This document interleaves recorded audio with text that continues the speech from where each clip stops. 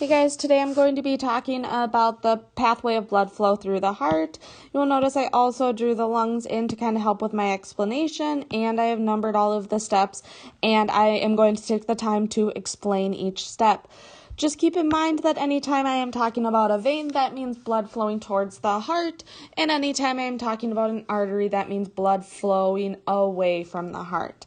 So we're going to start out with step number 1. Step number 1 is the blood is going to enter the right atrium via the superior vena cava or the inferior vena cava.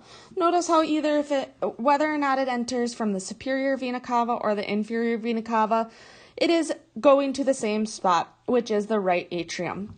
From there, the blood in the right atrium is going to flow through the right AV valve, which is this white spot right here where the number 2 is, and it's going to flow into the right ventricle. From the right ventricle, the contraction of this right ventricle is going to force the pulmonary valve open so that the blood can flow through it. Once the pulmonary valve opens and the blood flows through it, it's going to close again so that the blood does not head back into the right ventricle.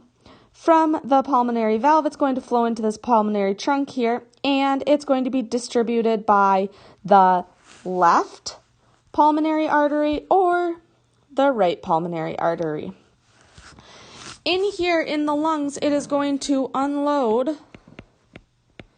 CO2 and load O2.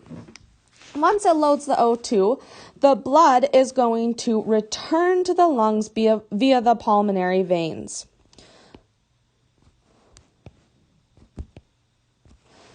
And it's going to head back into the left atrium right here.